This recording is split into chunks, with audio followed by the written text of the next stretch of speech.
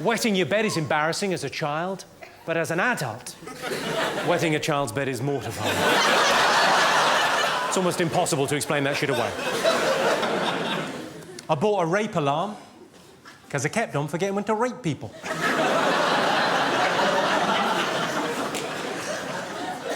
Yeah, bloody marvellous. When I was a kid, I was scared of the dentist. He was a paedophile.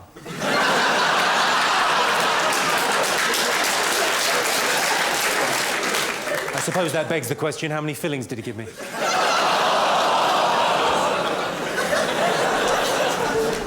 Islamic fundamentalist sex dolls. Do they blow themselves up? In Palestinian passports under occupation, do they just put Israel? That joke is only there to test where the Guardian readers are sitting. No further questions, back to the knob gags. I met an incredible girl on the internet. Smart, sexy, uninhibited. Of course, it turned out to be a 12-year-old paraplegic boy. I'll be honest, the sex was disappointing.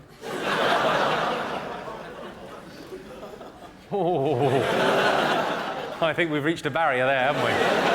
And we will laugh at that and nothing more. Well, fair enough. I don't want to make a big deal of this, but I recently adopted a newborn African child. He was just £7, plus postage and packing.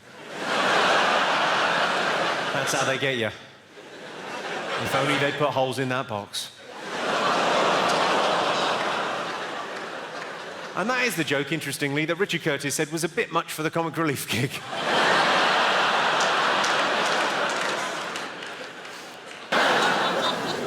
When I was younger, I couldn't talk to women because I was hiding in their wardrobes masturbating. Would have totally given it away. You didn't see that coming, did you? Oh, I've written a rom-com. I wanted to tell you about this. I've written a romantic comedy. It's about a guy and a girl. Classic. Yeah? Initially, they hate each other. Classic. But they end up in bed together. Classic. It's called The Rapist.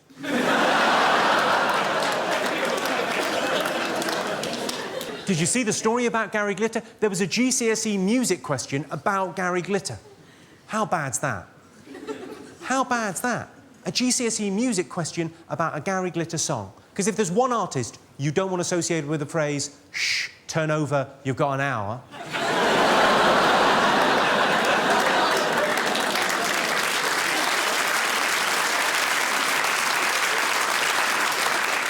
I should probably leave Glitter alone. He just wants to settle down and have kids. I said to my girlfriend, I said, you want to experiment with a role-play rape fantasy? She said, no. I said, that's the spirit.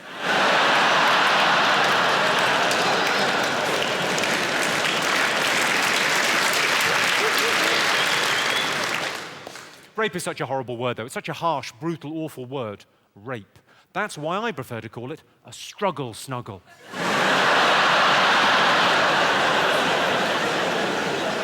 You couldn't stay mad at a struggle snugglist, could you? Bloody adorable. A lot of people like to smoke cigarettes after sex, but you can't buy cigarettes until you're 16, so I have to get them for both of us.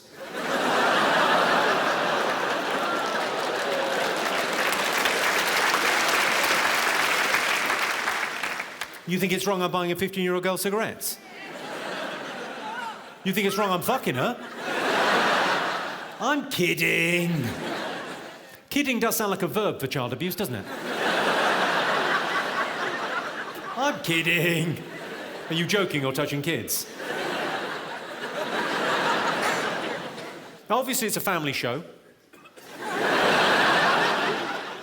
I've noticed a thing, I go out to see a lot of comedy shows, and I've noticed a thing, comics tend to do their best stuff right at the end of the gig, and then they leave the audience wanting more. It sounds good, doesn't it? But it doesn't make any sense. Because you, the audience, are left wanting more, and the comedian has fucked off.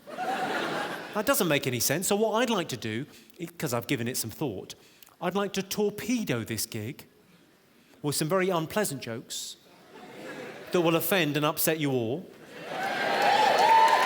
Yeah. And then you can all leave thinking, thank fuck that's over. You're welcome. Let's begin. If women are so good at multitasking, is it too much to ask? Tickle my balls while you work the shaft? Half a joke, half public service announcement. I often get asked, are you ever going to get married? I don't think I ever will get married. I mean, you can't get married at 16 without parental consent. And that's not going to happen. They still think she's dead.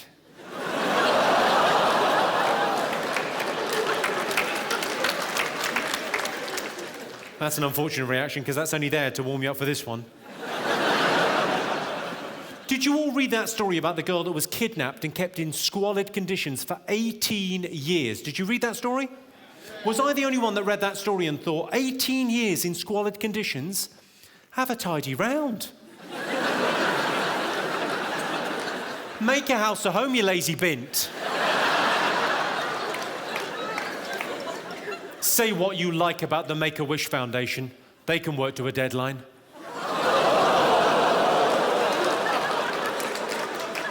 It's only words, nothing bad's happened. It's not like I've drop-kicked a kitten into an orphan's face. Once, I did that once.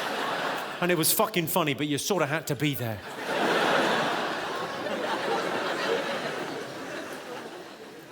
I think I've sorted out the credit crunch. I thought you'd be pleased. No, I genuinely, I think I've sorted out the credit crunch.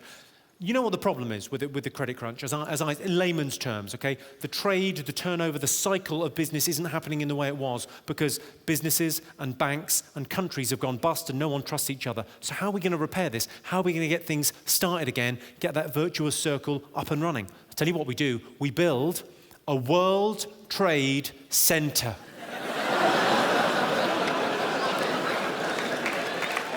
I can see you sat there with your arms crossed thinking that's going to be a fucking big building.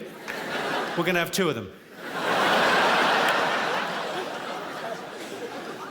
I saw the chief of the New York City Police on the news. He said, we will never forget 9/11. I thought, what's your fucking home, not your phone number?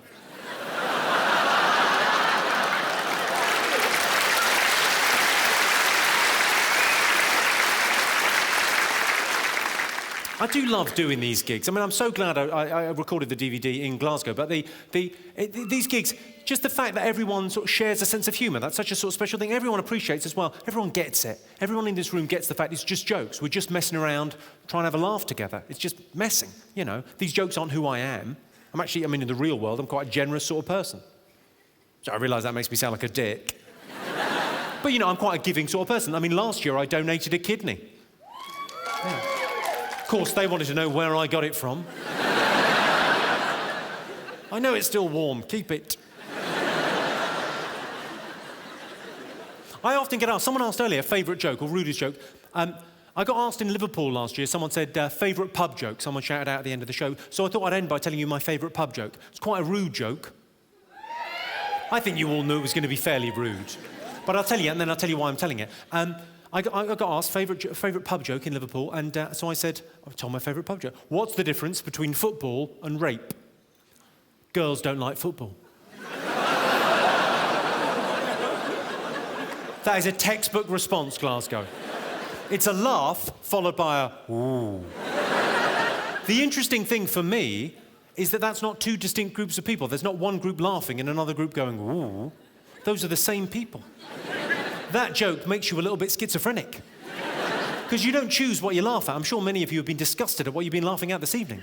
But you don't choose what you laugh at. It's like a reflex. You just laugh. And then another bit of you kicks in and goes, what the fuck are you doing laughing at that? Ooh. So I told it in Liverpool. It got a laugh, and then a ooh, and then there was a pause, and a woman at the back went, I like football. Imagine that being your problem with that joke. She clearly had time to think, well, we all like it rough once in a while. He's got us there. But I also enjoy soccer. Now I'm taking a stand. Well, as I say, it's been a pleasure performing in Glasgow. I mean, the reason we did the DVD here is because it's sort of one of the best gigs of the year. I fucking love it. Thank you so much for coming out. Just a couple of... Just one quick thing before I go. If anyone wants an autograph or to say hello after the show or to get fingered or to have a fight, whatever you would like, I'll be down there in that corner. I'm more than happy to wait as long as it takes. Thank you so much for coming out to see me, and I'll see you all again next year. Thank you very much indeed. Cheers. Good night. Thank you.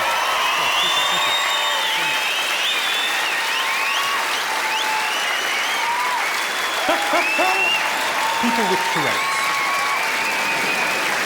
What makes them tick? That was originally about suicide bombers. I've toned it down for you.